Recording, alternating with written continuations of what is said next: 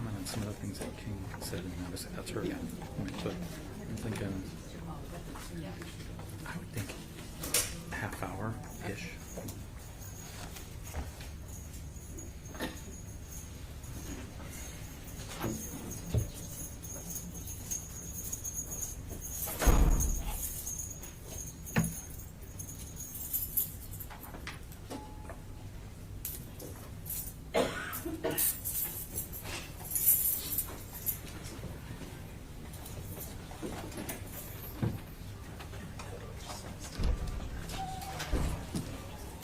All right.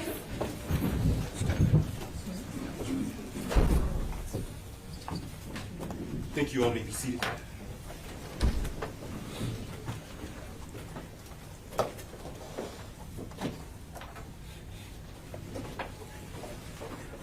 Your Honor, calling People versus Ethan Crumbley, case number 279506 FC. Thank you. Appearances for the record. Chair McDonald on behalf of the people. Thank you, Mark Keith, on behalf of the people. Good afternoon, Your Honor. David Williams on behalf of the people. Paulette Michelle Lofton on behalf of Ethan Crumbley.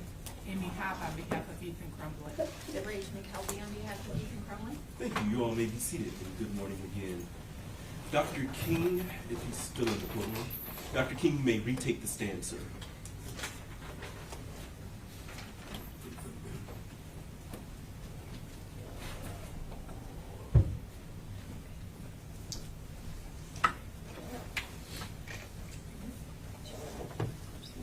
Sir, you may be seated. You are still under oath. Thank you, Your Honor. Thank you. People cross. Good morning, Dr. King. Good morning, sir. Dr. King, you're here because your job is to help the defense establish mitigating factors for this defendant, correct? Yes, sir. And you're familiar with the Miller factors, Yes, sir. okay? And in fact, you note that on the first page of your report, the defendant was referred to you for an evaluation focused particularly on the sentencing factors outlined in Miller versus Alabama, correct? Yes, sir. And then you say that the Miller factors and mental illness, you say, supports a sentence of other than life without parole, true?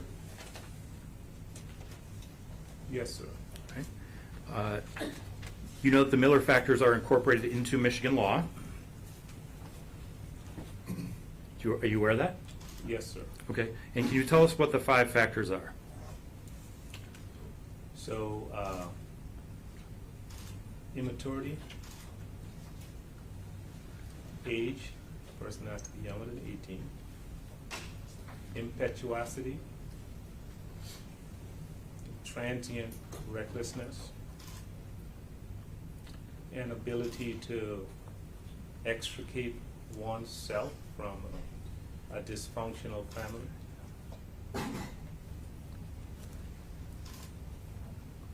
Anything else, Doctor?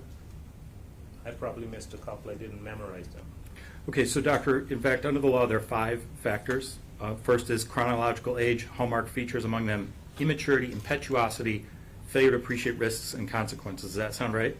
That's about right. So most of what you described goes to that first factor. The second is the juvenile's family and home environment, and you talked about that, the inability to overcome his circumstances, right?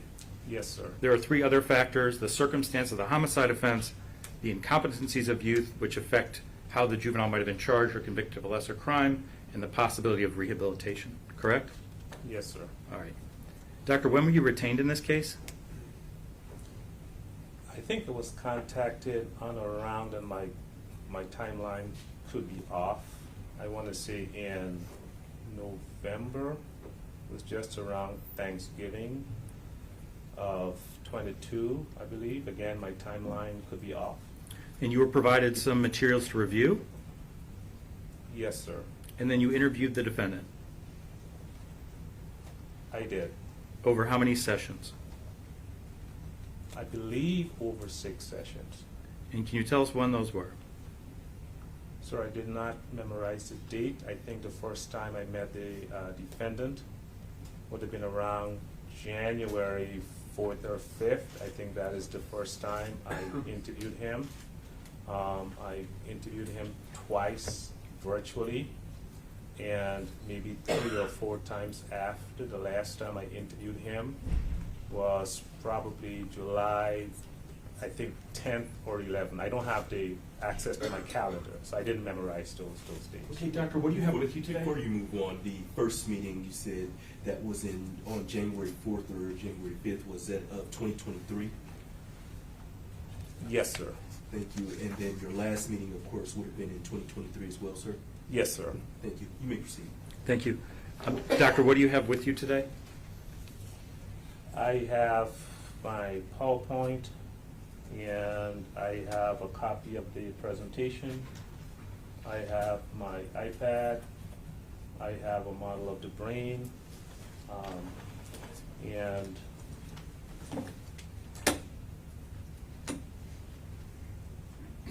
I have a copy of my CV, and I have a copy of my report that is highlighted. Right, Doctor, do you have your calendar in your iPad? Would you be able to give us the dates of those interviews? No, my calendar, sir, is on my phone. And you don't have that with you today? Yes, sir. Okay. Could you take out your report, please?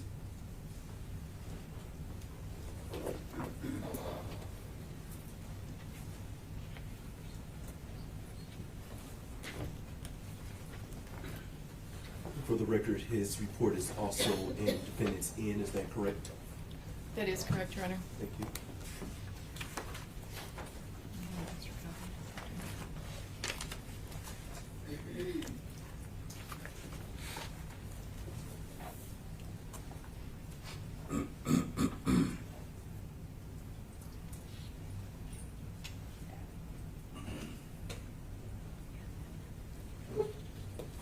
So, Dr. King, you have your report in front of you? I do. And so we're clear that's your report dated June 16th, 2023, and you sign it on page 69, correct? I do. All right. If you turn to page 3, Doctor, does that help refresh your recollection regarding any of the dates that you interviewed the defendant?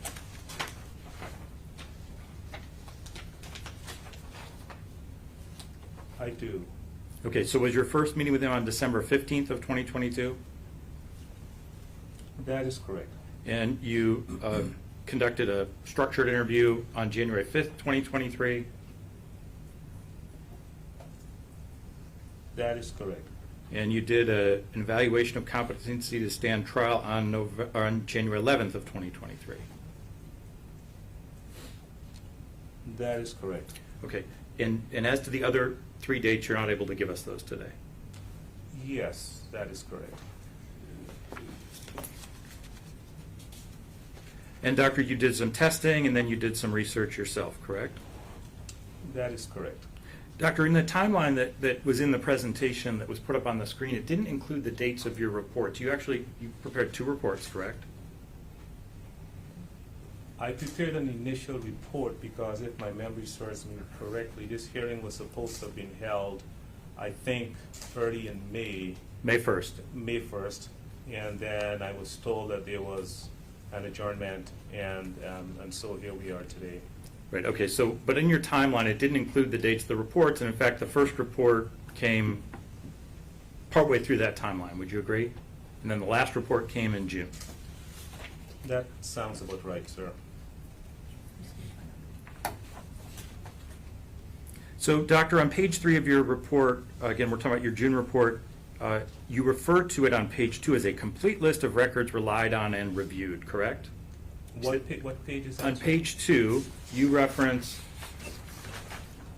it's in the first paragraph, about partway down, a complete list of records reviewed and relied on is listed beginning on page 3 of this report. I see that. Okay? And then you see on page 3 of your report, you list a number of things, correct? That is correct, sir.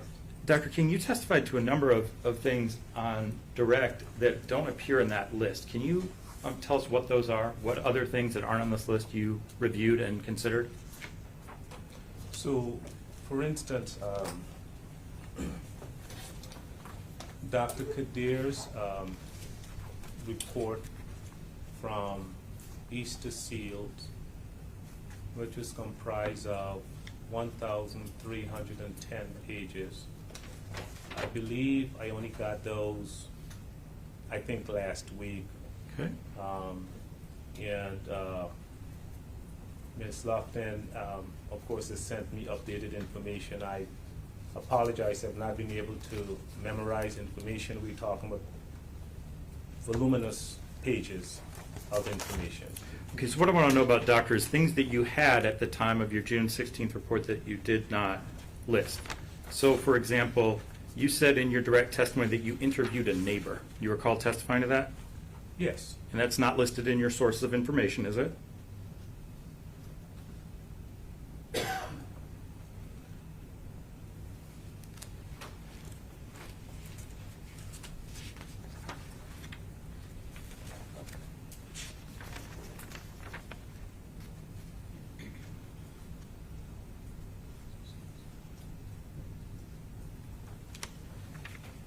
that is not listed here. I do not see it here. Okay, in fact, when did you conduct that interview?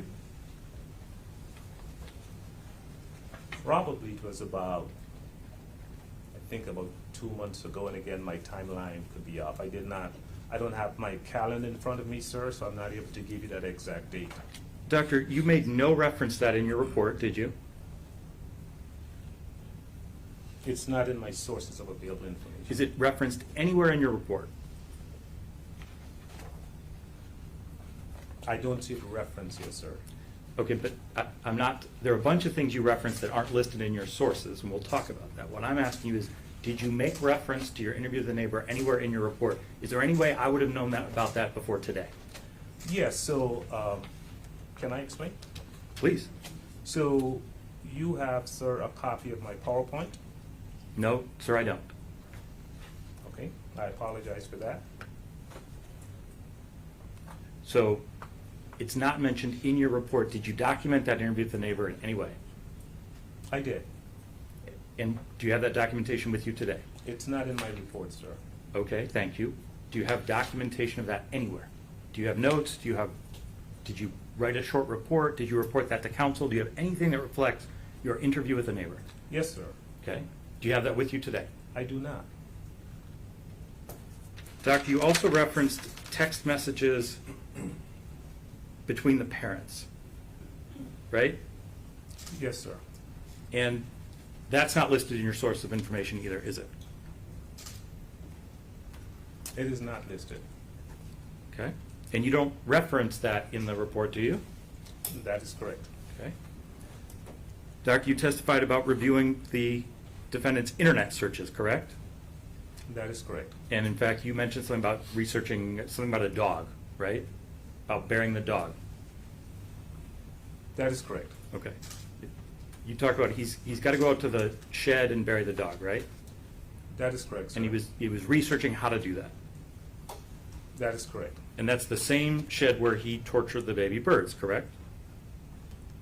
I don't know that to be a fact, but if you say that is the case, I don't know that to be a fact.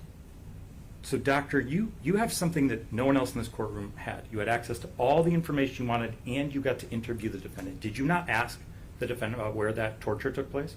The torture of, The birds. I think he said it took place in the shed. I don't know if there's, multiple sheds. I've never been to the home, sir, so I honestly don't know. So, doctor, I just asked you about the torture, and then you said the torture of what? Are you aware of torture of anything other than birds? I just wanted to have clarification from you, sir, just before I answer the question. That's fine. Are you aware of any other torture committed by the defendant? Besides the birds, I don't think so. Or at least I don't recall of any other. Doctor, you also mentioned that you reviewed text messages over a period of months between the defendant and his friend B. Is that right? Is that your testimony? Yes, sir. In your report, doctor, you reference a subset of those, right? Do you have a page for me? So, doctor, you can do two things. One is, why don't we look at page 3, the 5th bullet point up from the bottom, and you list a series of dates. Text messages obtained by Paulette Lofton between the defendant and his friend B dated April 5th, 2021 to April 7th of 2021, right? Okay. But you're telling the court you, in fact, reviewed a lot more text than that. You just don't reference them in your sources, correct? That is true. Okay. And then, doctor, on pages 8 through 22, through 21, you include a series of text messages. Do you know about how many those are? How many text messages? Yeah, that you include in your report. Oh, If I say roughly 200, I don't need an exact number. Does that sound about right? I would not disagree with you. Okay. And Doctor, you'd agree with me, those text messages that you specifically paste into your report are all from one day, April 5th of 2021.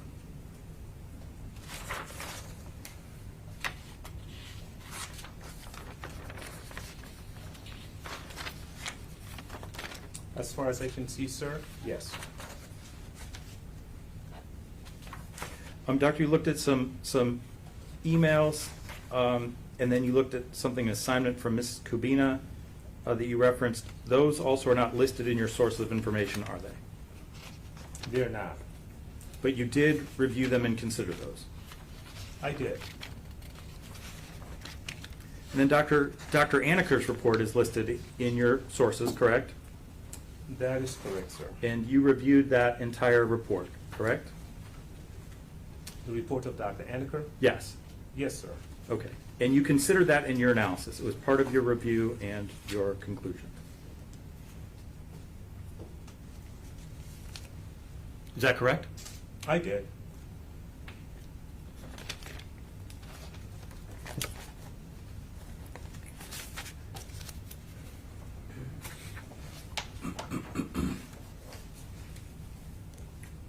So, Doctor, we talked about the text message you reviewed.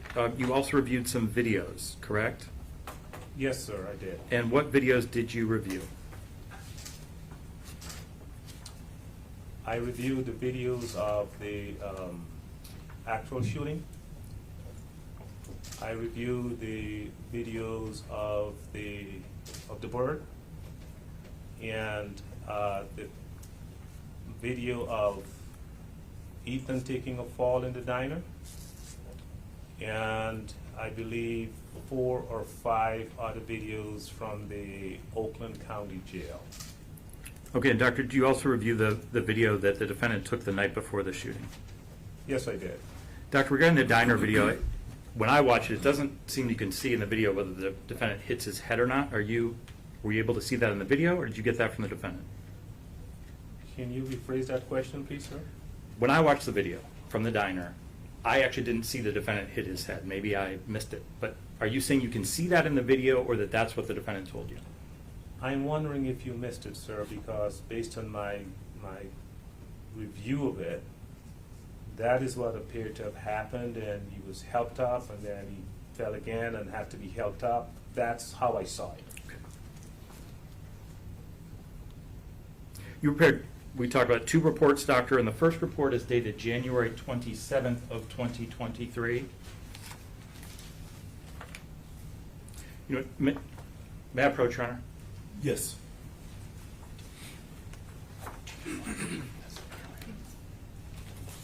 Doctor, I'm showing you what's been marked as People's Proposed Exhibit 63. Can you take a look at that? One moment, please, sir.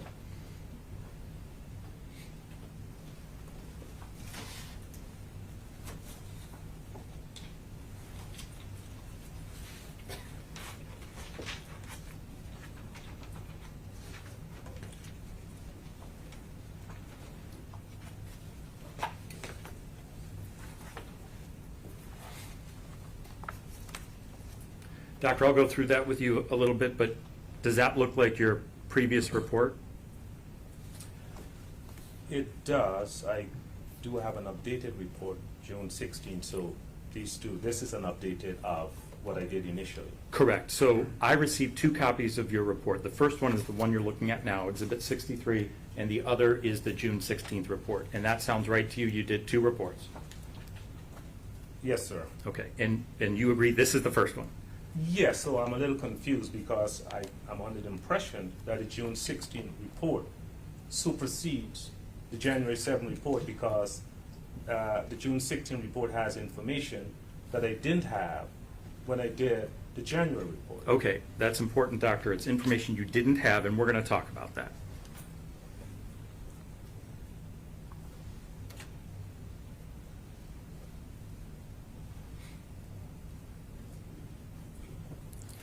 All right. Doctor, are there differences between the two reports?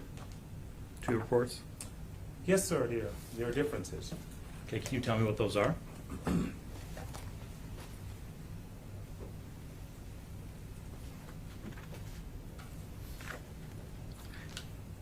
know what, Doctor, I want to step back for 1 second. Let me withdraw that question. We'll come back to that. Do you know when that report was finalized? Because it's dated January 27th, 2023. I didn't receive it until April. Do you know when you finalized that version? Sir, I'm not able to keep that timeline in my head. I apologize that I can't memorize the timeline when the report was completed, sir. So, Doctor, I'm not worried about memorizing the timeline. I'm just asking if you know about when this. So you agree you were going to testify on about May 1st for the Miller hearing when it was originally scheduled, correct? Yes, sir, that is correct. So did you complete your first report in January, a few months before the Miller hearing, or did you finish it in April or sometime in between? I know it was completed before May 1st, but exactly when, I don't know, sir. Okay, a couple weeks before? Okay.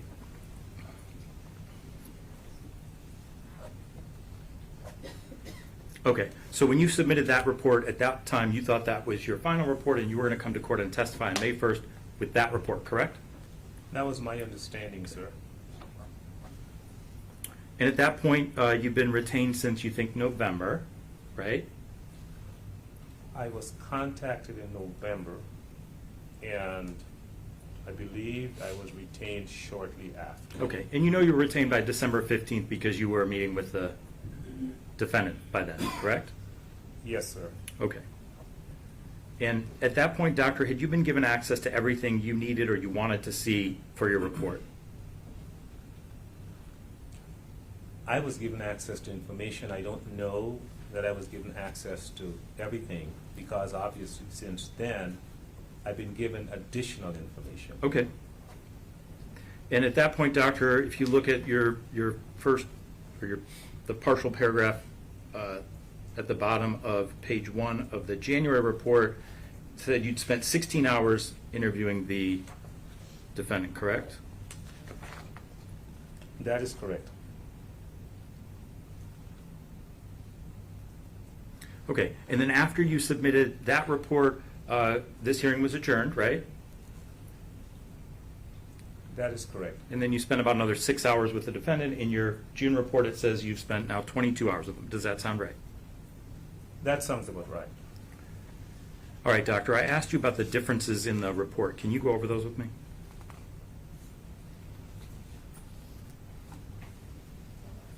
Are you asking me to tell you the differences in these two reports? Yes, yes, Doctor. I'm not sure if you want me to go through page by page, sir. Their first report has 6 to 9 pages, and I think my Your second report also has 69 pages, Doctor. 6 to 9 pages. So what parts do you want me to go through, sir? I'd like to know what you changed between the January report and the June report.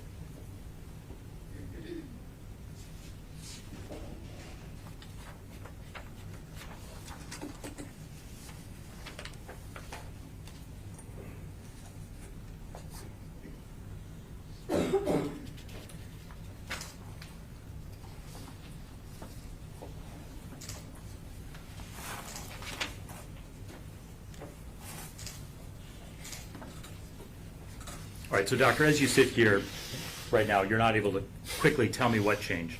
Yeah, we're looking at almost 70 pages, sir, single-spaced. It will take me a long time to compare these two reports and go through line by line by line. Would you agree, Doctor, there are not a lot of differences? Would you agree with me? I am not able to answer that question, sir, because I don't know the answer. Okay, but they're both your reports, Doctor, and you had an additional couple of months when the hearing was adjourned to prepare another report, right? Yes, sir. And you're saying you don't remember what you did in addition to your first report to come to your second report. What I am saying is that between May, for instance, between May and July, I have met with Ethan Crumbley. You spent another 6 hours with him, right? So, Doctor, look at Before the. you move on, did you meet with him for 6 hours through May and July? Approximately. Thank you. You may continue. So, Doctor, I want you to look at page 1 of your June report, and I want you to look at the second sentence.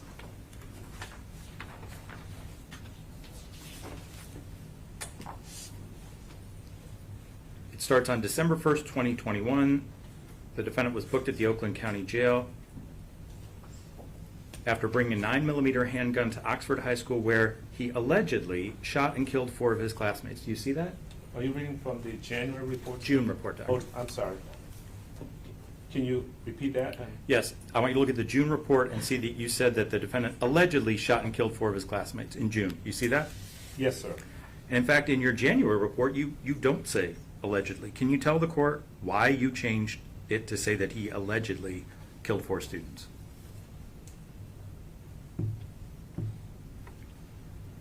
I don't know why that was changed, sir. No one has ever told you that this defendant did not kill those 4 students, correct? That is correct. You know that he did it, but for some reason you made a change to say that he allegedly did it, but you don't know why. That is correct, sir. All right, Doctor, I'm looking, now we're going to go back to the January report. I want to look at page 3 of the January report, and I want to look at the items you considered. Your sources of available information. So in the January report, I'm looking at the last bullet point.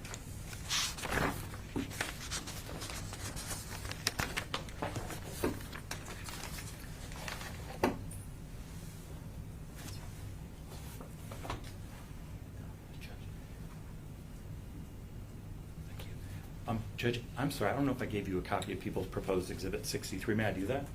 Yes, are you moving to admit it at this time? Before Yes, the Your court Honor. reviews it? Any objection? No objection. Thank you. Plaintiff 63 is admitted. You may approach. Thank you. Thank you.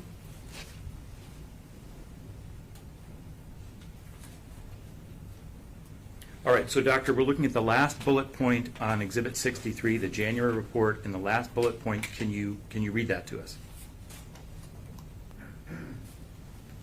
On the January 27th, well, that is dated January 27th.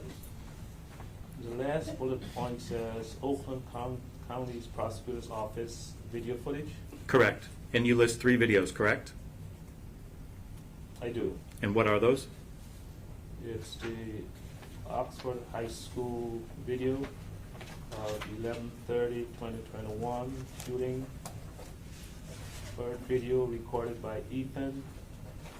And then I have manifesto recorded by Ethan. All right, Doctor, now I'd like you to turn to page 3 of your June report. I'm looking at the June report.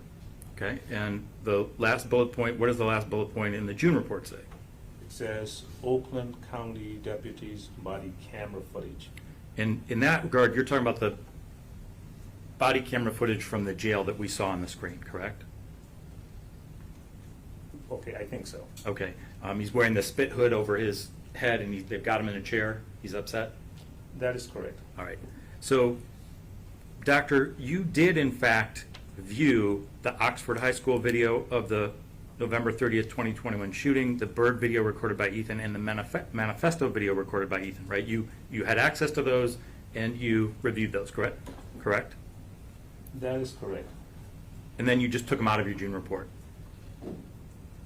I don't know that I took them out. Doctor, you're welcome to as much time as you want, but if you look at that list on page 3, those videos are not referenced. Yes, they are not listed here. Okay, so you took them out, and my question to you is why? Sir, they're not listed here. And my question to you, Doctor, is why aren't they listed? Why did you take them out between your 2 reports? I'm not sure why. But you agree with me, you watched those before your January report. Can you repeat the question, please? You watched those videos before you submitted your January report. So when you listed them in your sources, in your January report, you had in fact reviewed them.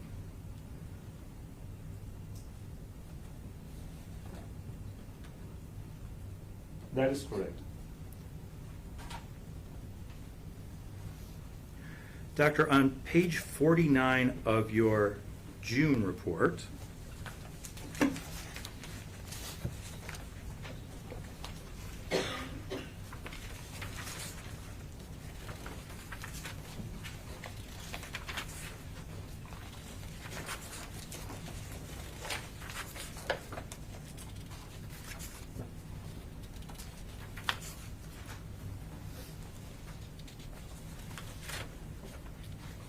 So page 49 of your June report under events leading up to the shooting, do you see that?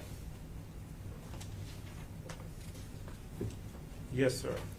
And you referenced the journal that the defendant kept, do you see that? You on page 49? Yes. It's the first line under events leading up to the shooting. Yes, sir. When did you review the journal? At what date? Yes. I don't have the date in front of me, sir. Well, when did you receive it from counsel?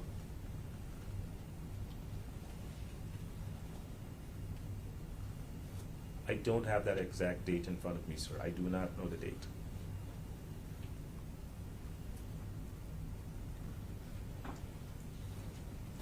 I want to jump ahead to page 68 of your January report.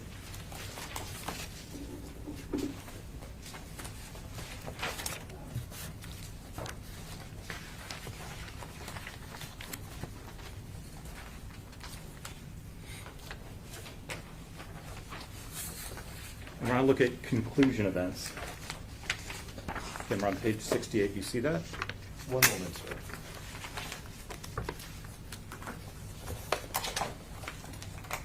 Yes.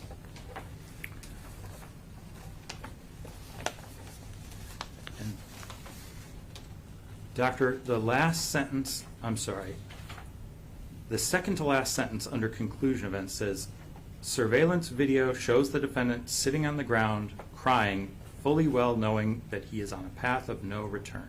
Do you see that? Yes, sir. That's not in your June report, is it?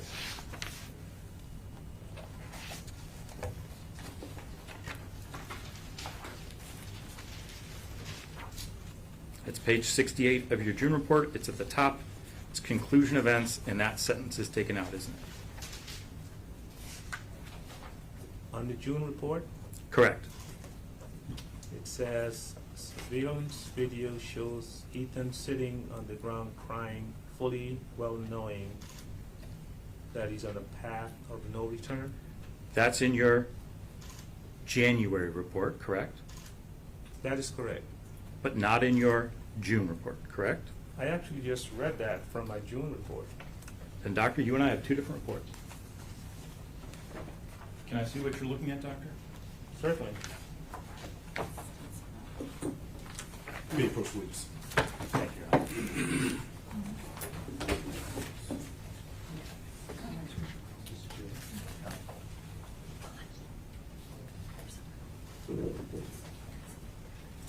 I have a copy of the report that's in my exhibit, so I don't know. Did you see that sentence?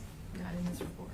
So, Your Honor, may I approach and provide my client with a copy of the report that is contained in my exhibit? I don't know if the report that he's referencing is another edit that was done, but I have the copy that was submitted to the people and that was submitted to the court. He was not provided that copy today, so I don't know if he's looking at another version. And I'll just indicate for the record, Your Honor, he showed me a report that's dated June 16th, but the language is not the same.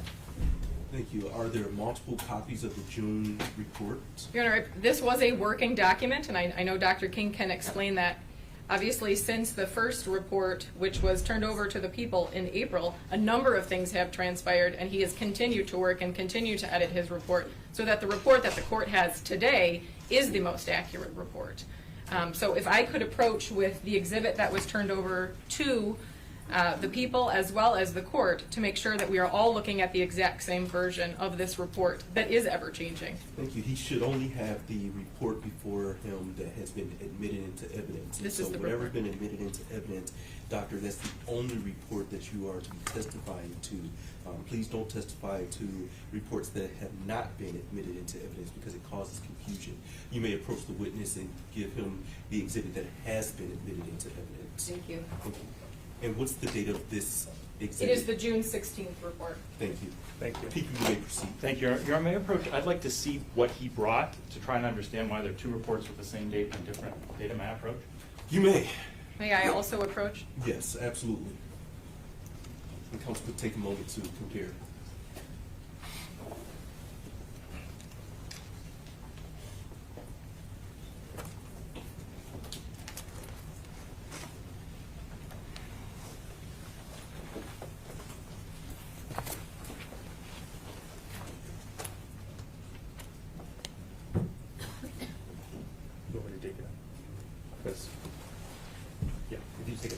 Thank you.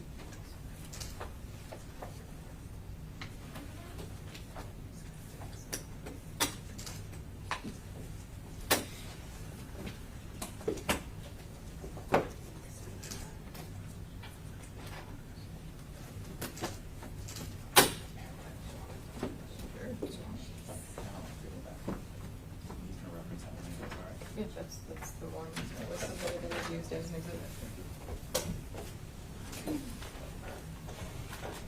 All right, so first, Dr. King, I want to make sure we've cleared this up. So you came to court today and brought a third version of your report that is in fact dated June 16th, but is not the final version. Is that correct? So, as attorney explained, this has been a work in progress that I emailed and sent over and updated. So there seems to be some confusion as to which one is current. I've been handed a copy of what I think has been admitted into evidence, and that's the one I'm referencing. All right, and now, Doctor, I'm going to bring back to you the one that you brought with you to court today. And what I'd like you to do is now turn to the report that's been admitted as an exhibit, the June 16th report that's in evidence.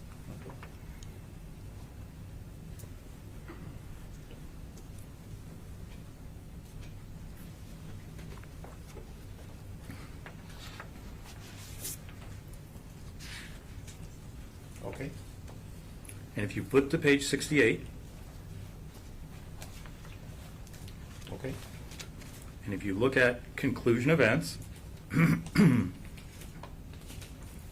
you see that this sentence I referenced in your January 27th, 2023 report, and that's still in the report you brought with you, is in fact not in the report that was provided to me, and that's in evidence today. You see that? That is correct. Okay. Doctor, where did that come from? The statement that surveillance video shows the defendant sitting on the ground crying, fully well knowing that he's on a path of no return. Where did you get that? I had an opportunity to view the video of him sitting in the lunchroom, the cafeteria.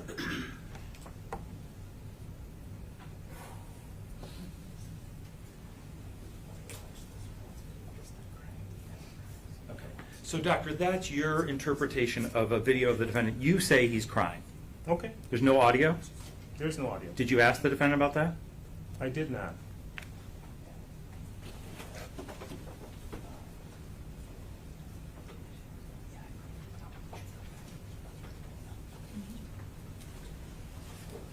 All right. So, doctor, between the first report and the second report, we're going to say you've got about 2 months more time to work on it, correct? That is correct.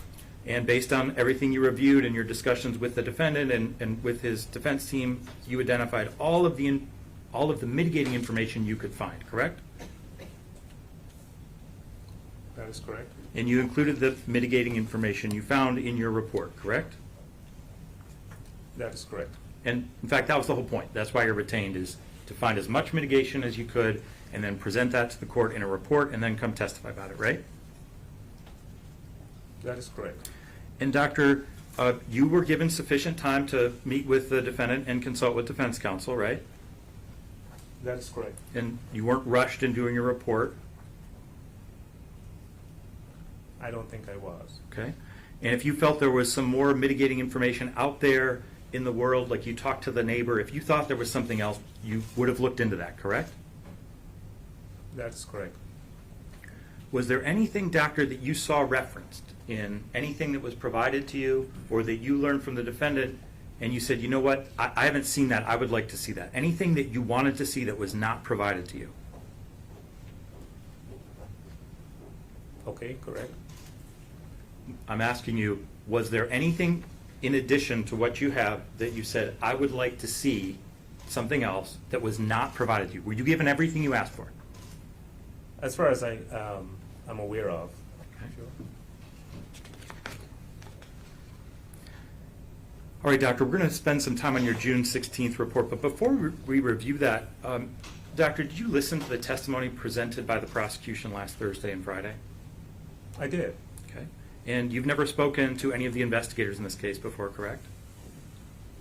I have not. Okay, and you've not spoken to Keegan or Heidi or Ms. Gibson Marshall or Ms. Darnell, the witnesses who testified who were in the school, right? You've never spoken with them. I have not. Okay, so when you heard their testimony, doctor, did that have any impact whatsoever on your opinion? It hasn't changed my opinion. Okay. All right, doctor, so now I'm going to focus on your June report, and I want to turn to page 4, and in the section under Ethan, Family Tree, and Early Influence, you represent ACEs, right? We're on page 4 of the June report.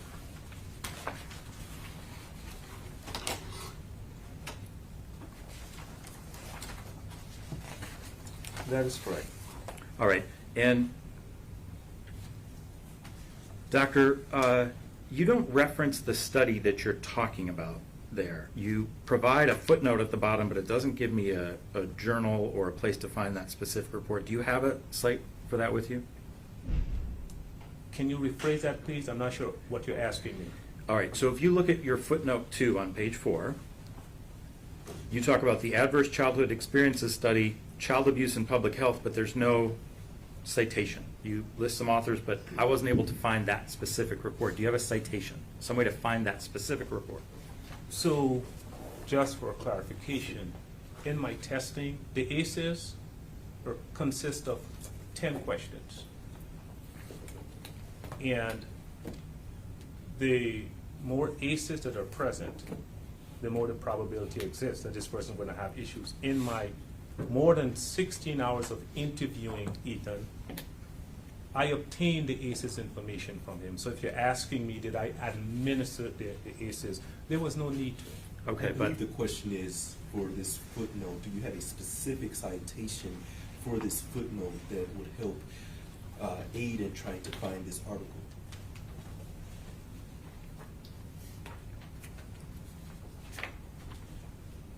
The citation is listed there where it says the Adverse Childhood Experience Study, and the author, Dr. Robert Anda, from the Center for Disease Control. and what I'm telling you, doctor, is I Googled that. I tried to look it up, but without a citation, I was not able to find that specific report, and I'm asking you if you have a citation so I could reference the exact report you're referring to.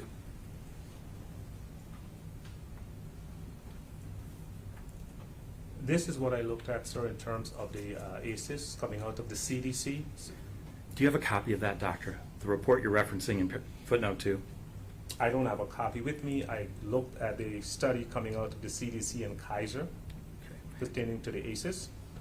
So, doctor, I think this was in your slide, but that study looked at the adverse health effect on the child, right?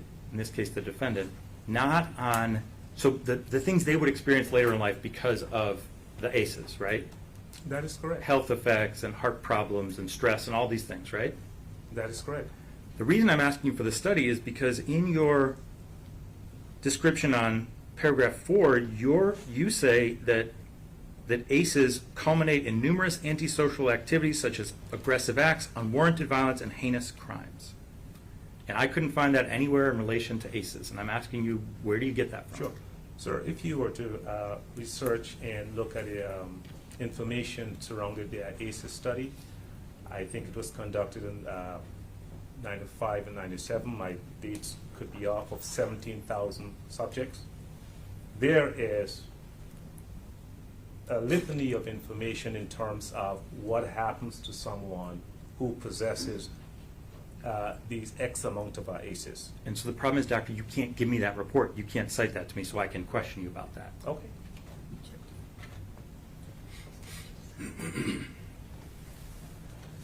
So, doctor, you talked about a 10 question survey, and in fact, you just said you didn't need to score them. You didn't attempt to score them, did you?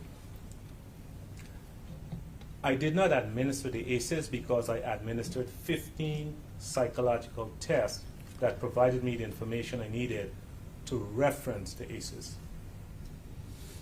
All right, doctor. So you say there's studies out there that can trace an ACEs score to other effects, but you didn't need to give it to trace it to other effects. You had other testing. You don't need ACEs. That's your testimony. I got that information from testing Ethan over 15 different test and screening measures. All right. And so, how hard is it to give someone an ACEs score? Ask the 10 questions. Actually, it's not difficult at all. Okay, but you didn't do it. There was no need to. All right, and you agree with me that in fact you need a score of 6 or more to be predictive. That was your testimony on direct, correct? So what I said was 6 or more can predict. It's a predictor. It's not a precise screening measure that this person will have these type of problems. Doctor, you relied largely on the defendant's self-reporting for a lot of your analysis, correct? No, that is not correct. Okay, let me ask you this. You're aware that he has said that he was not bullied, right? You're aware that he said that? That is correct. And that he thinks that he had an okay home life, right? That's his opinion, That's his opinion. right? You know that he didn't suffer any sexual abuse, right? I'm not aware of that, sir. Hmm? Physical abuse? That is debatable. Okay. So, doctor, can you, as you sit here today, can you tell the court that in fact this defendant has a score of 6 or higher on ACEs? Absolutely. All right. So you can score him on ACEs right now.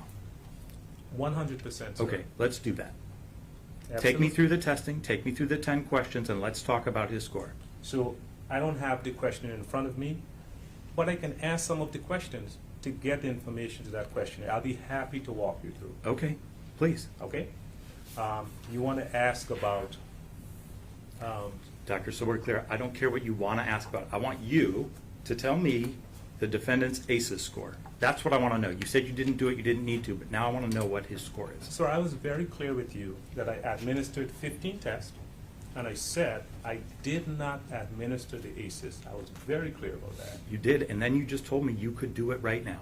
I said I can give him an ACEs score based on the 15 tests that I administered. All right, doctor. So why don't you give me his ACEs score based on the 15 tests you administered? So his score will probably range somewhere between 6 to about 8. And that's based on the other tests that you gave him? Yes, sir. And that's not anywhere in your report, you agree? I did not administer the ACEs.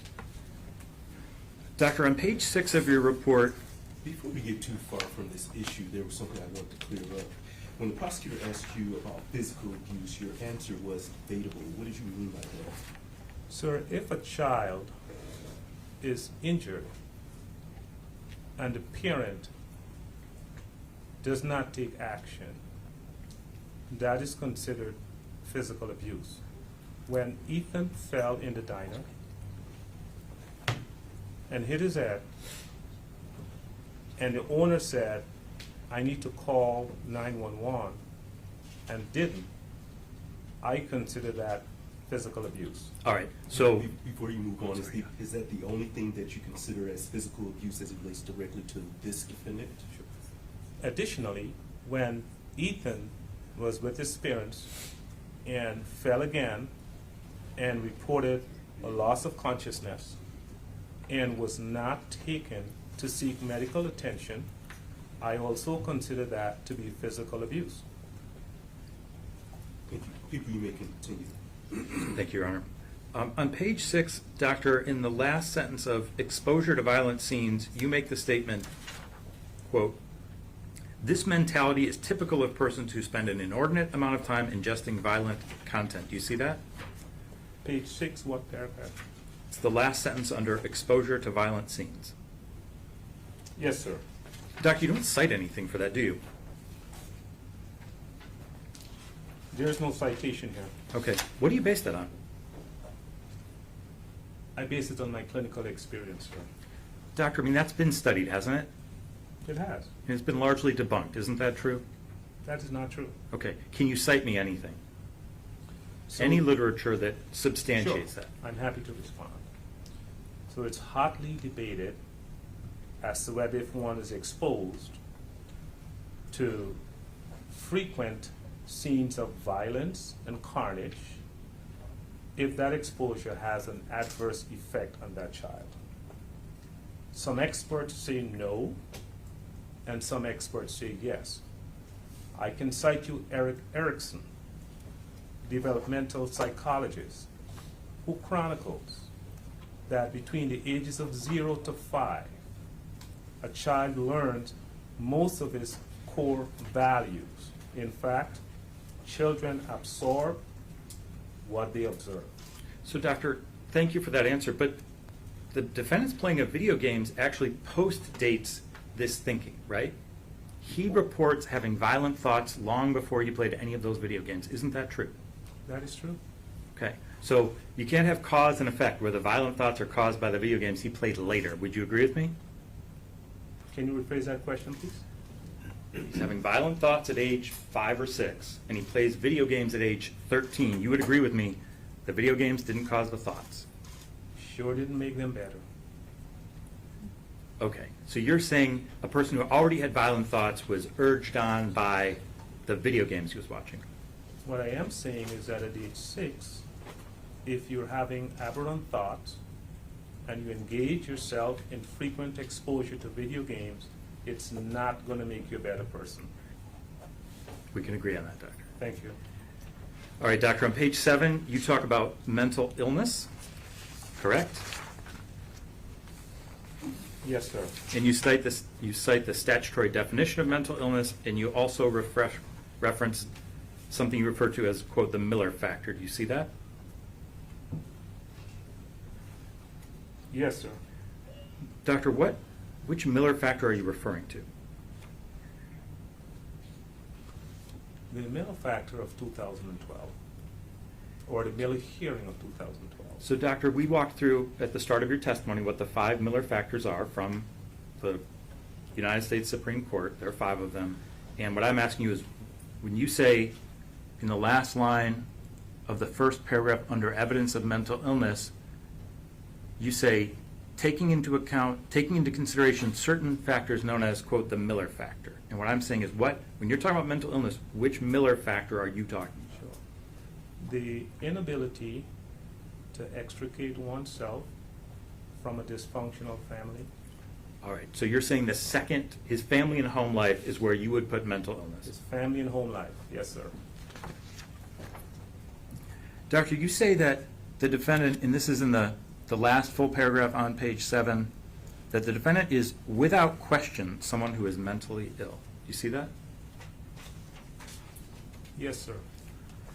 And you base that on the text messages that you cite in the pages following and some testing you did, correct? I based that on my clinical interviews. I based that on my testing using objective testing methods. So I just want you to look at the sentence that follows that. It says, a review of his verbalization through text messages and psychological testing substantiate this assertion, right? Yes, sir. And then you reference a group of roughly 200 text messages, correct? Yes, sir. Doctor, the statutory definition of mental illness in criminal law relates to the question of criminal responsibility. Are you familiar with that? Yes, sir. Have you testified previously about criminal responsibility? I have. All right. And that has to do with whether the defendant has a viable insanity defense, true? That is correct. Doctor, you reviewed Dr. Aniker's report, correct? I did. And would you agree with me that it's a very thorough report? I do not. Okay, what's missing? I looked at Dr. Aniker's report, and in all of my years of testing, and this is, of course, no disrespect meant, sir. I'm just giving a factual response to your question. Not one testing was done in Dr. Aniker's report. In Dr. Aniker's report, Ethan expressed hearing voices and seeing things. In Dr. Aniker's report, Ethan said that at age 6, he went up to the preschool person, and this is what he said: wouldn't it be cool if cars can just crash into this school and kill a lot of people? And the person said, then why would you say that? That is referenced in Dr. Aniker's report, sir. Right, it is, exactly. Why is that a problem or something missing in her report? So to conclude that such a person does not have mental illness is striking. All right, so doctor, other than the absence of testing, anything else that you, where you disagree that it's a thorough report? It is not, sir. Okay, outside of the testing, what else do you think is missing? So to diagnose someone with mental illness, there's 3 ways to do that. You look at the brain. Which you did not do, correct? I did not do. Correct? You test the brain, Correct? which I did, times 15. Okay, Then you use cluster of symptoms using the DSM. That is the Bible or the Quran for psychologists. There is no evidence that that was done. And then the 4th way, which most people do, is to guess. I did not see 1, 2, 3. okay. Doctor, you both didn't test the brain, right? I'm sorry? Neither of you tested the brain. You've agreed with that. You didn't give him an MRI. Neither of you did. Neither you nor Dr. Anaker tested the brain. No, that is not true. I'm sorry, imaged the brain. Thank you. I did Okay, not. So number 1, neither of you did number 1. That is And- correct, sir. And your testimony is you did number 2. You gave him 15 tests, right? And you're saying Dr. Anaker did not. It was right? not evident in her report. Okay, and you're testifying that the 3rd method is to look at the reported symptoms, correct? Yes, sir. And in fact, that's exactly what Dr. Anaker did. She included that. She just disagreed with your conclusion, right? She didn't deny you had symptoms. I don't think that's true, sir. You just referenced her talking about this report to the person on the playground at the school, right? She included that, right? Her conclusion was that he's not mentally ill. That's right, doctor. In fact, she cites all the text message and many more than you do that when he talks about, I have hallucinations, right? She includes that in her report. Would you agree with me? She did. Okay, so what I'm trying to get at, doctor, is I asked you if it's a very thorough report. You said no. You said she didn't do testing, and I'm asking you, what else do you think was not in her report that makes it not complete or thorough? Looking at cluster of symptoms, looking at the DSM, and based on the guidelines of the DSM, which is a diagnostic and statistical manual, if someone tells you as a psychologist, I am hearing voices. If someone tells you as a psychologist, I am seeing things, and if you look at their text messages, and in their text messages, it's replete with, I am seeing things. There's a demon in my house. Let me take a video. That is evidence of mental illness, sir. Mental illness is real. So, doctor, you have not answered my question. I'm not asking you if you disagree with Dr. Anaker because I know you do. What I'm asking you is, she references all of that in her report, and she disagrees with your conclusion. And I'm saying, what else is missing from her report? Could you just answer just that question, please? I don't know what else is missing from our report, Okay, sir. so just the testing. I don't know what else is missing from her report, sir. All right. And in fact, her report cites extensively from the record. Would you agree? She cites a lot of text messages. Would you agree? Yes, sir. And extensively from the journal. Would you agree? Yes, sir. She talks about his internet searches. Would you agree? Yes, sir. The bird video, Yes, sir. the video of the school shooting, Yes, sir. her own questions of the defendant and his responses regarding those things, correct? Yes, sir.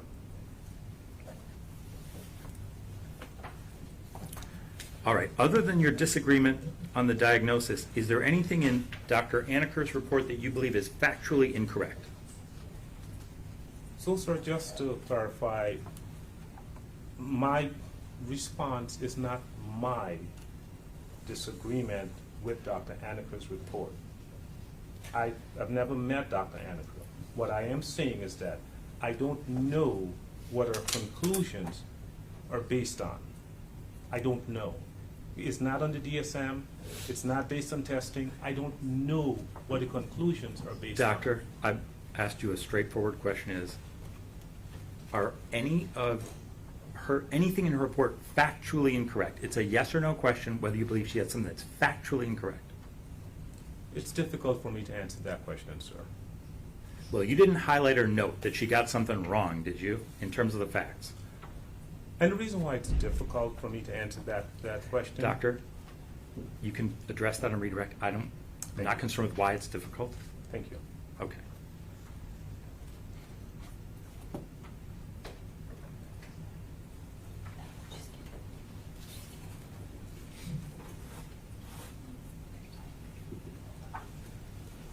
Just one moment, Your Honor. Yes.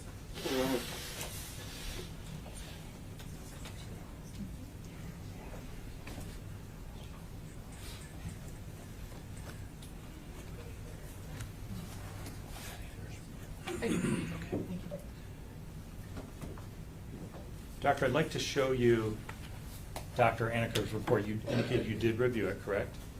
I did, sir. May I approach the witness, Your Honor? Yes, and could you just reference which exhibit that would be in your binder? Your Honor, this is not yet an exhibit, but I am going to move to admit it. Doctor, may I approach, Your Honor? Yes. Doctor, I'm showing you what's been marked as People's Exhibit 64.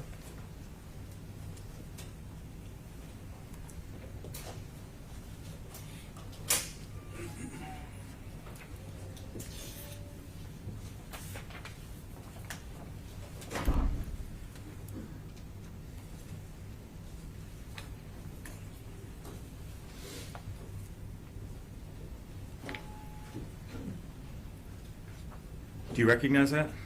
I do, sir. Is that the report you reviewed? Yes, sir.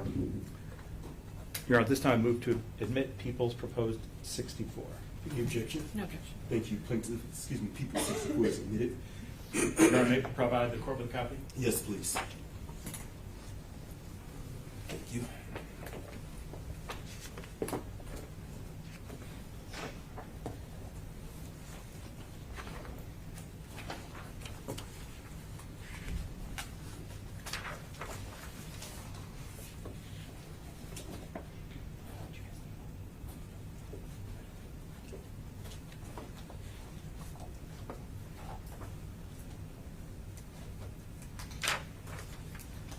All right, Doctor, I want to look at page 61 of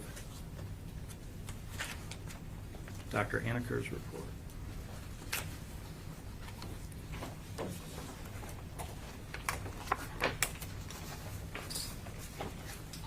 And I want to read you some statements from Dr. Aniker's report and ask you if you agree with them.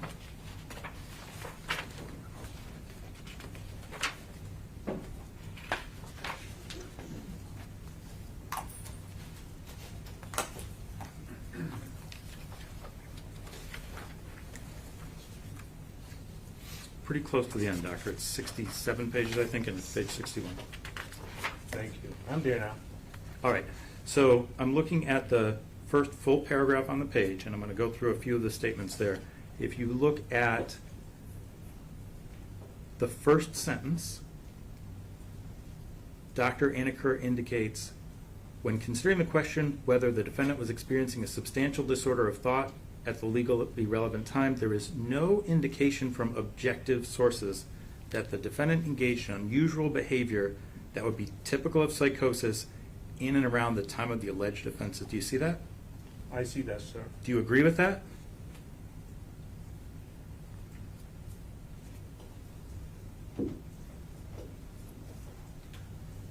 I don't know what those objective sources are that she's referencing, sir. Well, that's what my question to you, Doctor. She says there aren't any. And what I want to know is, do you have any objective sources that the defendant was experiencing or was showing unusual behavior that would be typical of psychosis in and around the time of the alleged offenses? Do you have any objective sources you would point to? I do. Please tell us, Doctor. We all saw the video, sir.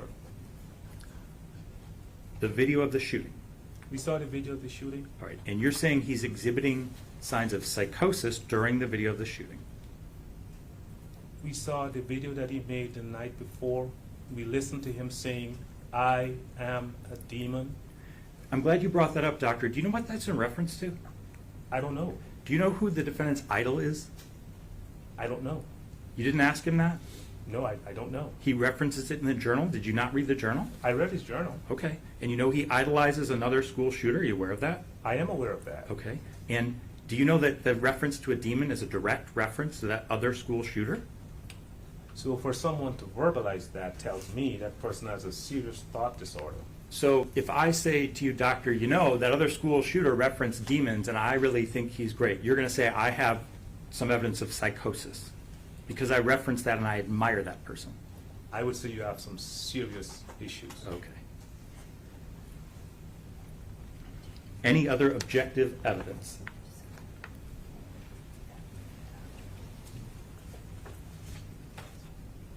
I'm sorry, sir? Any other objective sources that you would rely on other than the two videos you just referenced? Objective evidence will be testing which wasn't done. No, doctor, objective sources means independent, not self-reporting. A lot of your testing is self-reporting. I'm talking about objective sources. Let's help with this, doctor. Can you Yeah, explain to the court the difference between objective sources and subjective sources? Sure. Objective sources are sources that are devoid of my opinion and that exist. Subjective sources are sources that where I can infuse my opinions and thoughts. That's my definition. But doctor, it's not just your opinion, it's also the defendant's opinion. You're looking for something that is not based on his opinion or yours that's objective. So you'd agree, like, the videos are objective. The video's the video, right? Yes, sir. Okay. But the defendant's statements, your take on them, that's not objective. You agree with me? Okay. And what I'm asking you is, do you have any other objective sources that Mr. Crumbley engaged in an unusual behavior that would be typical of psychosis in and around the time of the alleged offense? I do not. Okay. All right, moving down that paragraph, doctor, it says, this is Dr. Anaker's analysis, there is ample audio and video recordings of Mr. Crumbley both immediately before and immediately after the shooting. In none of the videos that this writer reviewed does he appear to be in the midst of a psychotic episode. In the videos immediately after the shooting, the defendant is observed communicating clearly with the police in a way that appears rational and relevant, suggesting reality-oriented thought processing. Are you aware of the video that she's referring to? I am not, sir. Okay, did you review videos of him shortly after the shooting? I did not see the videos of him outside of the school. So you did not see the videos of him in the sheriff's department vehicle? I did not, sir. And you did not see the videos of him sitting at the sheriff's department substation? I did not. Would you agree that those are objective sources that would allow you to get a look into what the defendant was, how he was behaving, and whether he was engaged in unusual behavior around the time of the shooting? I do agree, sir. And you did not see those, correct? I did not see those videos.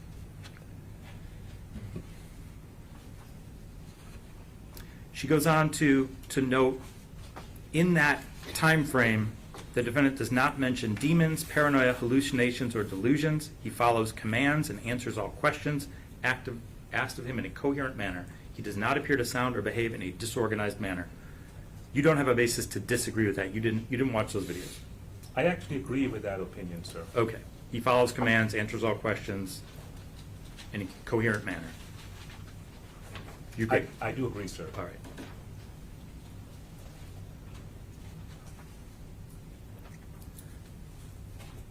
Also, there's documentation from the jail, which I think largely consists of Dr. Kadir's reports, also the reports that deputies do when they go by on watch and they make notations about the defendant. Did you see those reports? I did, sir. And the defendant was constantly monitored, correct? Yes, sir. Either continuously or every 15 minutes, right? Yes, sir. And so those observations are recorded by the officers that are watching him, right? Yes, sir. And would you agree with Dr. Anaker that there's no evidence that Mr. Crumbley exhibited thought process, that the videos tend to show that he exhibited thought processes that were grossly organized, goal-directed, and linear, with behavior that was appropriate? Jail staff did not observe him to be responding to internal stimuli. Would you agree with that? No, sir. Okay. Tell me why you disagree. The entire courtroom watched 5 videos of Ethan Crumbley in psychosis. Okay. And I understand that's your testimony, doctor. That comes much later. Right now I'm talking about around the time of the shooting. Okay? And what I'm asking you is, when Dr. Anaker is talking around the time of the shooting, would you agree that the defendant exhibited thought processes that were grossly organized, goal-directed, and linear with behavior that was appropriate? Jail staff did not observe him to be responding to internal stimuli. I'm talking about in that time frame right around the shooting, within a few days. Sir, I do not understand the question. I don't know if you're talking about while he was in the school, at the sheriff's office, or the Oakland County Jail. I want to answer you, but I want to understand what it is that you're asking of me, sir. Right. Let's start from where the shooting video starts until he leaves Children's Village. Yes, sir. Right? During that time, would you agree that he's exhibiting thought processes that were grossly organized, goal-directed, and linear with behavior that was appropriate, and jail staff did not observe him to be responding to internal stimuli? Do you agree with that? Okay. Do you agree with that? Yes, sir. Okay. Can you briefly explain, Doctor, what does responding to internal stimuli mean? So an internal stimuli is responding to auditory hallucination. And what that means is that it happens in an episodic manner.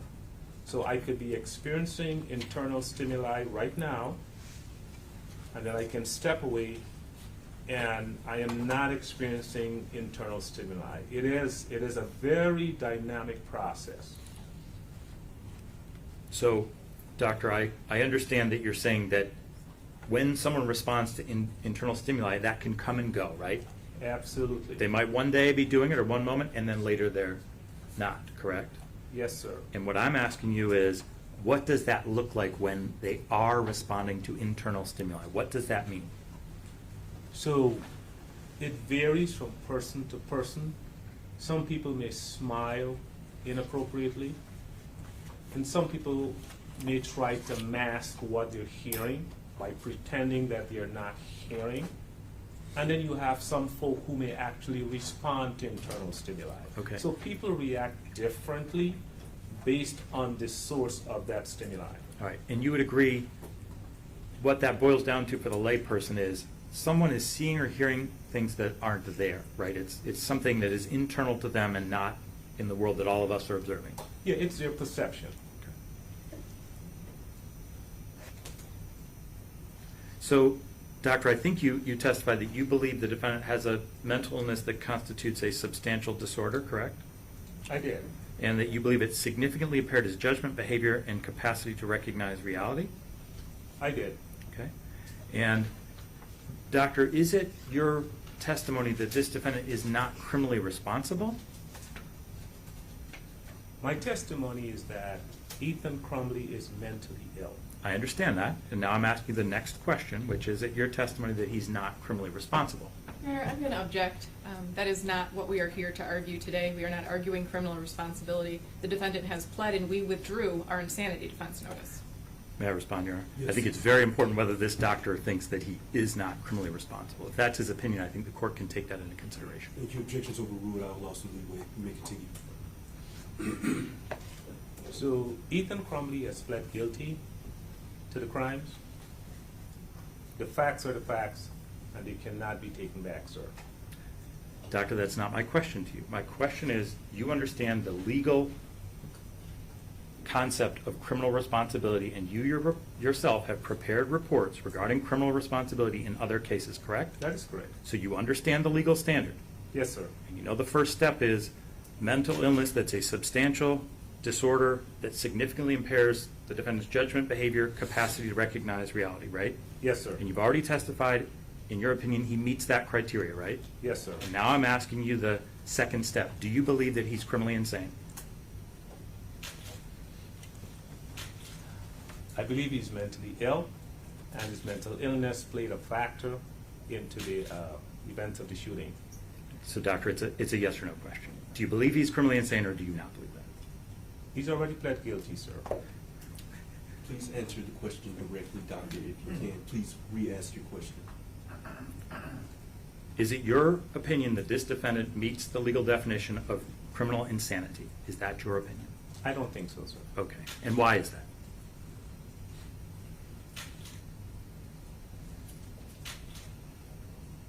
Can you rephrase that question, please? Why is it that you believe he suffers from a statutorily defined mental illness, but you do not believe that he's criminally insane? So I believe he has a diagnosable mental illness, and he engaged in a horrific act which took the lives of several students, and he's pled guilty. And my understanding is that he was found to not be criminally insane, and I will go with that opinion, sir. Okay. And you know from your own work what the second step is after mental illness, right? What is the second step? What is it that this defendant does not have that makes him not criminally that makes him not insane? Sure. That's a very high standard one has to prove. One has to prove that the mental illness was directly related to the act that followed. All right. And so, doctor, the legal term is that the defendant, in fact, appreciates the nature and quality of the wrongfulness of his conduct. That's the standard, correct? Correct. And in fact, to the layperson, it means the defendant knew right from wrong, right? That is correct. All right. So, doctor, one of the things you rely on to substantiate the mental illness and this psychosis you talk about are the text messages that you include in your report, correct? Yes, sir. And you say that the statement that he's without question someone who's mentally ill is substantiated by those text messages. And I want you to turn to the pages of your report that include those. That's pages 8 through, I think, 21. You just reference which report, the June report. The June report. Thank you, Your Honor. And I'm going to try to stick to the June report now. Thank you. What page, sir? So the text messages, I think, start at the bottom of page 7 of your report.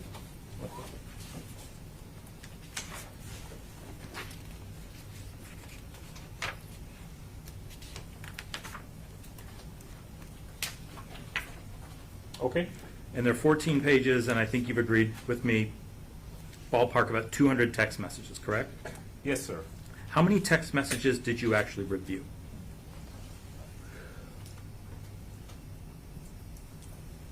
I don't have an exact number, and so I can't give you an answer to that. What I do know, I reviewed,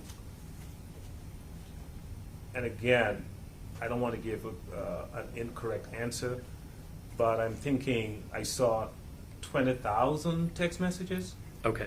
So how did you decide, out of all the text messages, which ones to include in your report?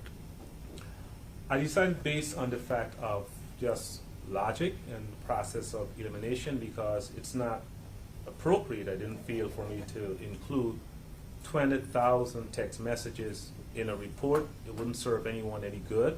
So I looked for themes. What are the themes in the text messages? And I included those that I felt were in that theme of mental illness. So doctor, that's actually very remarkable to me. You reviewed 200, you pulled 200 text messages out of roughly 20,000, right? That is correct, sir. Okay. And you said you chose themes that sort of brought out what you were trying to illustrate and that supported your opinion that the defendant suffers from mental illness, correct? Okay. And doctor, all of the texts you cite are from one date, April 5th of 2021. Do you want to take a look at your report? Certainly.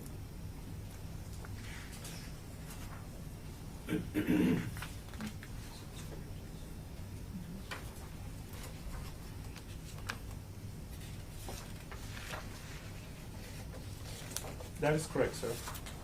So you cite about 1% of all the text messages, and all from the same date, and you indicate that 1% one day substantiates mental illness, correct? That's the basis of your opinion. Sir, the basis of, no, that is not correct, sir. Okay. How come you didn't cite any other text messages, doctor? A number of the text messages were not germane to the report. They were just innocuous. I can give you examples if you want, sir. Let's turn this around, doctor. You agree with me, you cited only from one day, correct, in your Yes, sir. report? Okay. And what you're telling me is the only germane texts you found were from one day. That is correct. And it's like, I got to do the math. 7 months before the shooting, correct? That is correct. And so everything you saw, you say, that one day, that's the one I'm going to hang my hat on. That's the one that tells me that he suffered from a mental illness when he committed the shooting, right? That is not correct. Okay? Explain that to me. My opinion and my conclusions are based on my testing. All right, thank you, doctor. So, doctor, someplace in your report, I think it's after the text messages, you referenced the time of those texts. Do you recall that? I'll find the page. It's page 22, and it's the third bullet point at the top.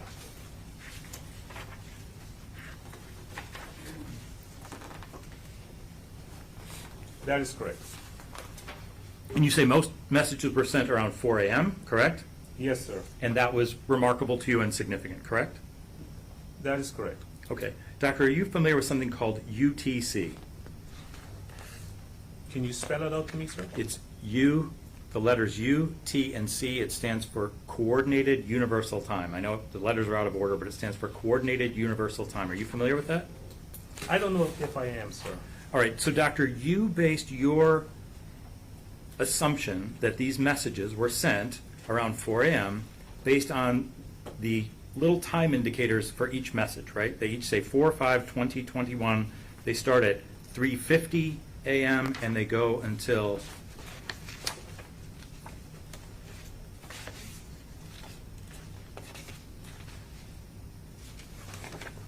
4:41 a.m. Do you see that? Okay, I agree, sir. And doctor, in fact, those every one of them says afterwards UTC plus 0, right? Okay, And you agree with that we're on Eastern Time, right? that is true. And are you aware that Eastern Time is UTC minus 4? Okay, Are you aware of that? okay, sir, yes. So those messages were in fact sent between 11:50 a.m. and 12:41. I'm sorry, 11:50 p.m. and 12:41 a.m. Are you aware of that? I am not, but I agree. So your assumption that they were sent around 4 a.m. is it's just that's an assumption you made and it's just not true. Okay. Doctor, you testified that you have seen the defendant recently, or at least during your testing, and that you agree he is competent to stand trial. I did. Okay. Doctor, you were played the jail camera video, right, that you discussed where the defendant is showing signs of distress and upset, and I think you say psychosis, right? Yes, sir. Doctor, the prosecution brought that to your attention, to the defense attention, right? We're the ones who said this is concerning behavior, right? That is correct. All right, and you then reviewed that, didn't you? That is correct. And you consulted with counsel and you were asked your opinion, right? That is correct. About whether this person was psychotic or competent and able to proceed with this hearing, right? That is correct. And you said he is, right? Yes, sir. You also would agree with me that that behavior comes after the defendant had been in the jail in a one-person cell for 16 months? That is correct. And you would agree with me that the defendant was not behaving that way right before, during, or after the shooting. You'd agree with me. Okay. Would you agree with that? I don't have evidence otherwise, so yes. Okay. He wasn't behaving that way when you interviewed him, right? He was not. He hasn't been behaving that way during this hearing, right? That is correct. And so this is the only incident you're aware of where the defendant exhibited that kind of behavior. Can you rephrase that question, please, sir? This is the only incident you're aware of where the defendant has exhibited that kind of behavior. Are you referencing those 5 videos? I'm referencing, yes. Are you aware those are all from the same incident, all from one date? I'm not sure. Okay. I'm going to tell you that they are, but what I'm asking is, outside of those 5 videos, are you aware of any other instance where the defendant was behaving like that or showing those symptoms? Actually, I am. Okay. There are serious concerns about suicidal ideation, which is why he was on suicidal watch. So, doctor, those were instances where he had something in his cell, might be trying to tie it to a speaker. He said he wasn't suicidal, but they were concerned, right? That is correct. There were a few times when they thought he needed to be observed constantly because he showed concerns about suicide, right? That is correct. That's not the same as psychosis, is it? Actually, for one to try to harm themselves is an expression of mental illness. I asked you about psychosis, doctor. Psychosis means a break from reality. Right. And someone thinking about killing themselves is not broken from reality, are they? Yes, sir. All right. So you're saying thoughts of suicide are a symptom of psychosis. That's your opinion. That's the testimony you're offering to the court today. I am. So, doctor, in the video, you expressed the defendant saying something about God or why didn't you stop it, right? Yes, sir. And in your opinion, what do you think he's referring to?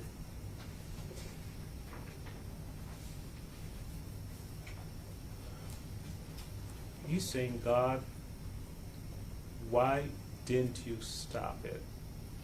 Why didn't you save her? Right? And what do you think he's referring to? Asking God, why did you allow this shooting to take place even though he did the shooting? Right. That's the Okay. break from reality. Yes. So, doctor, you agree with me. It's your opinion he's talking about the shooting, and he's saying, why did you let the shooting happen, right? Yes, Dear sir. God. And so you agree with me, that upset was not something that predated the shooting. That's a result of the defendant's own actions. You agree with me? Absolutely. Thank you. Doctor, you say on page 25 into page 26 of your report, again, the June report, that the defendant reports extreme sorrow.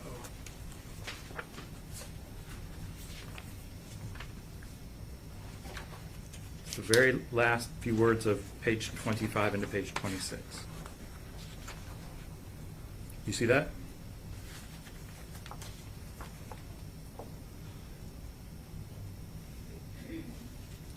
Yes, sir. What do you mean by that? I have here that, and if I may read this to you, sir, Please. I hope we're talking about the same thing. He reports nightmares, depression,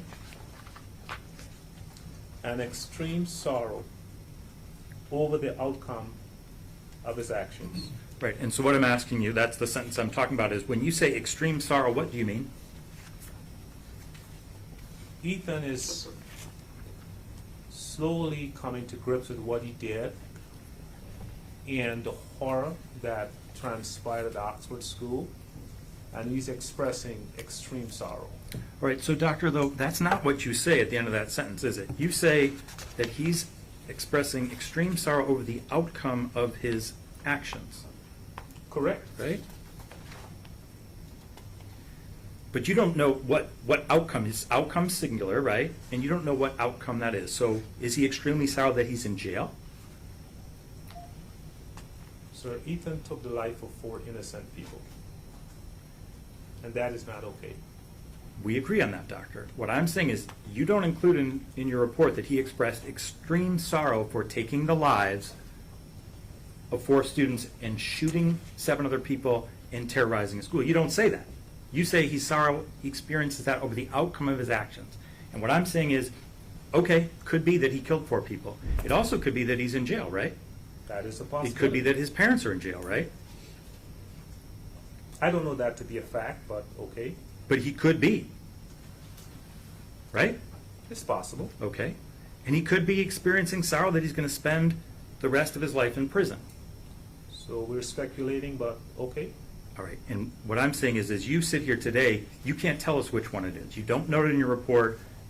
You just note he was experiencing extreme sorrow over the outcome of his actions. That's what I have in my report, sir. Did you observe the defendant's demeanor during the testimony in this hearing? I did not, sir. You did not. No, sir. When the video of the shooting was shown? I did not. When the 2 students were testifying? I did not. Do you think that's important? Do I think what's important? Whether the defendant feels anything when he hears that testimony or sees that video. I think it's important. Doctor, I want to talk to you a little bit about remorse. I think you say that the defendant is sorrowful that he's experienced some remorse. Do you agree with that? I do. Doctor, when did the defendant torture baby birds? I don't have the date in front of me, but there's the videos that he made. Do you know roughly when that was? I know it was before May. It was Right, okay. before I interviewed him, but I didn't memorize the date. Wait, May of 2023 or May of 2021? Sir, I do not know the date, and I do not want to give an incorrect answer. You watched the bird video, right? I did. And you're aware of his torturing baby birds, but you don't know about the time frame for that. That is correct, sir.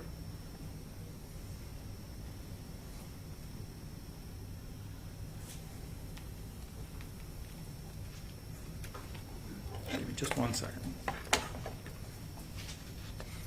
On page 26 into page 27, you mentioned several times the stressful experience. You see that?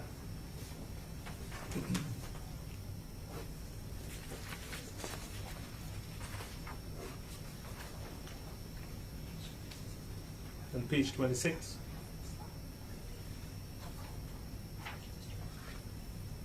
All right, so page 26 into page 27. Give me 1 second here. You mentioned several times, quote, the stressful event. Do you see that? Yes, sir. And then you conclude that the defendant probably has PTSD, correct? Yes, sir.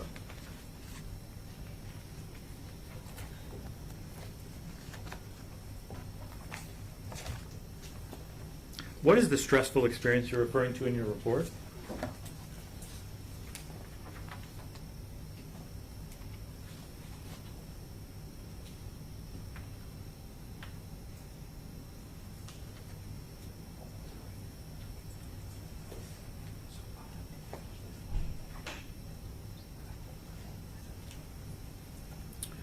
All right, Doctor, I'm sorry, we're looking at page 26 and to page 27 of your report, and you refer to the stressful experience. You refer to it four times.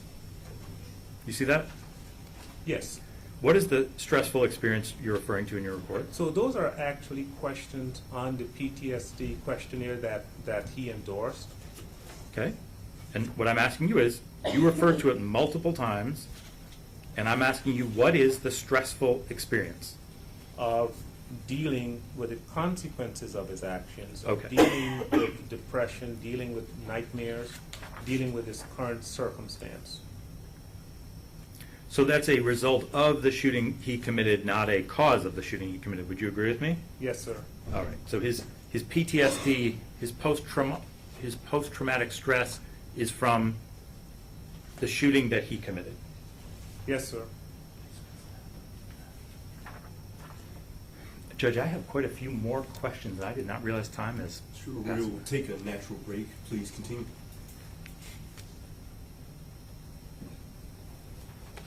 All right, Doctor, you indicated at the bottom of page 27 that the defendant, quote, feels guilty all the time. You see that? I'm getting there, sir. Page 27.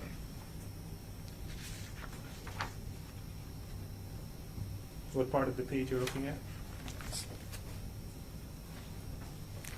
It is almost the last, it's the second to last sentence on the page. Yes, Notable responses to this inventory were the following: I feel guilty all the time, right? that is correct. And you don't indicate what he feels guilty for, right? He actually, this is in reference to the Beck Depression Questionnaire. There's a series of questions on there. Okay. So the prompt was, do you feel guilty at all, sometimes? And so he endorsed that. All right. He feels guilty all of the time. All right. So that's just a questionnaire, and it doesn't say, what do you feel guilty about? It says, do you feel guilty all the time? Correct. Okay.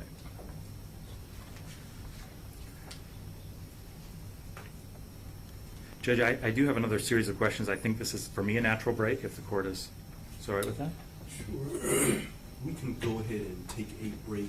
We'll go ahead and break for lunch, but I'm not going to take an extended break as we're going to finish this hearing today. And so, with that being said, we will return at 1 o'clock and we will continue with the cross-examination at that time. Thank you, Your Honor. Thank you. Deputies, may take the defendant. Please be seated in the courtroom until the defendant has exited.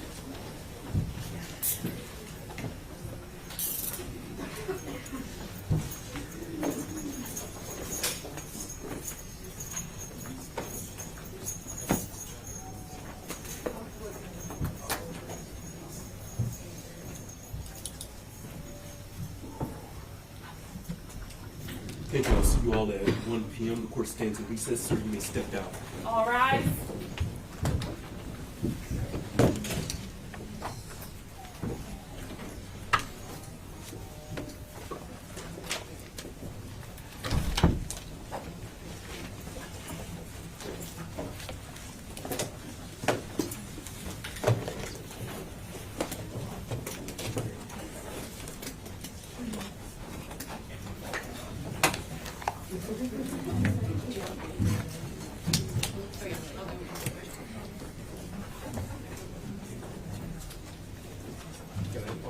Yeah.